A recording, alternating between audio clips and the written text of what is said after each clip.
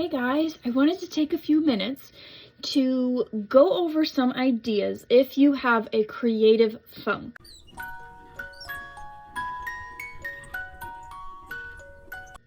So it happens to the best of us.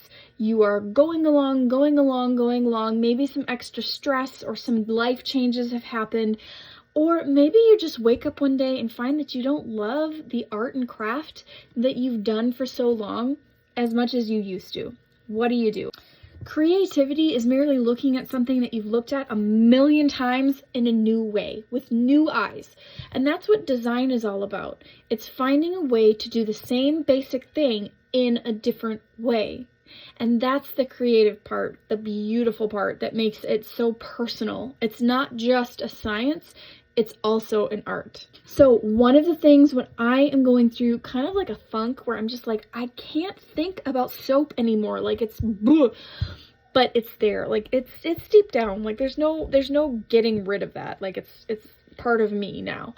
I will go onto Pinterest and not look for soap designs, but look for color palettes that will inspire.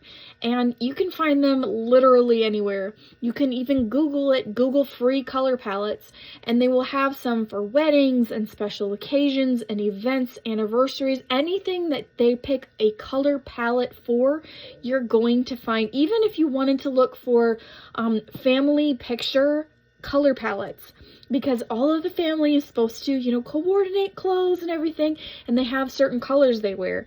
Look at if any of those color palettes really speak to you.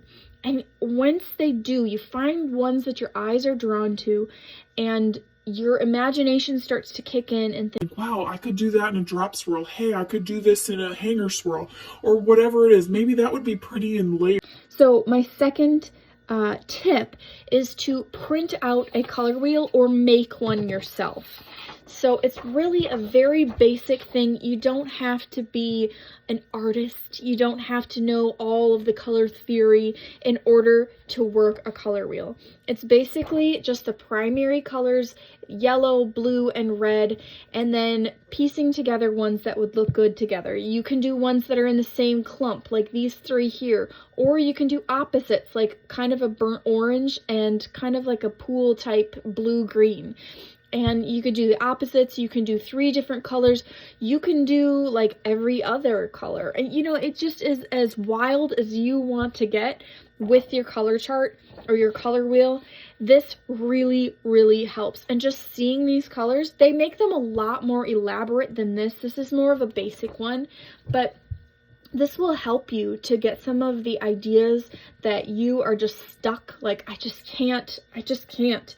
This will help you. So you can either put this in your workspace, or you can put it in an area that you're going to walk past a lot during the day, because a lot of times creativity, inspiration comes out of the blue, and it's not like I'm going to sit down and be creative.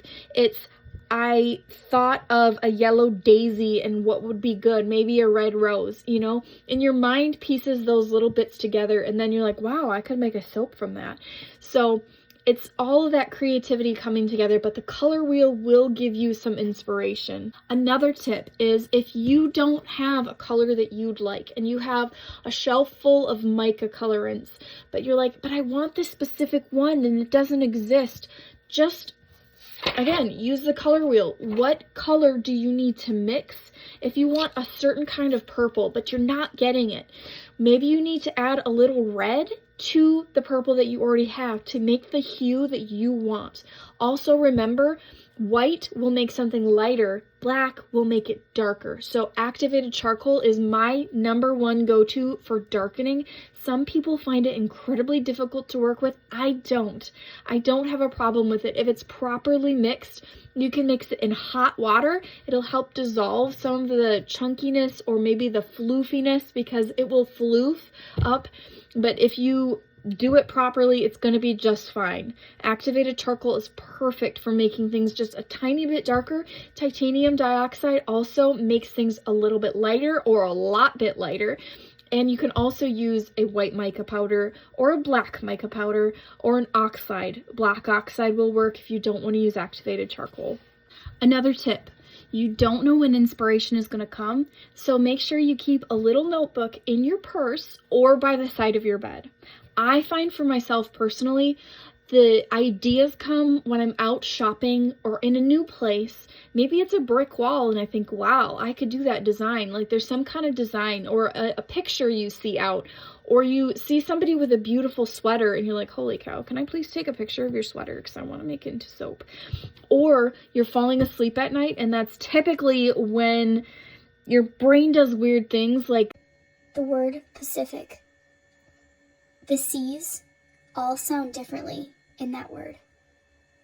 And those are thoughts you have right when you're falling to sleep. Why? I don't know. But so at night, it's just your brain goes. And if you have a notebook by your bed, sometimes it'll be 1 a.m. and I'll be like, I have this great idea. But I don't want to get up. And then I know I'm going to forget if I don't write it down.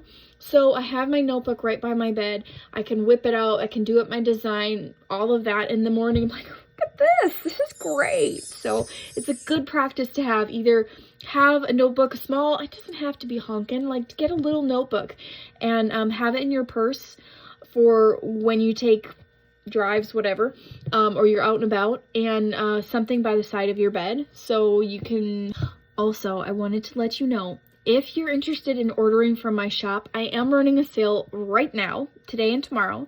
It's a very short sale because it's my birthday today. So I will have those items, like every item in my shop is on sale, 25% off.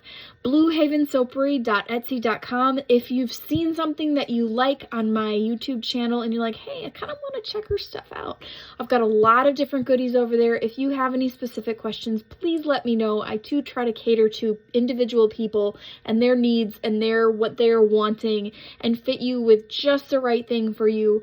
But that is going on. Don't miss it. I don't run sales very often, so head on over there and check out the items. It's bluehavensoapery.etsy.com. And I'll see you in the next video.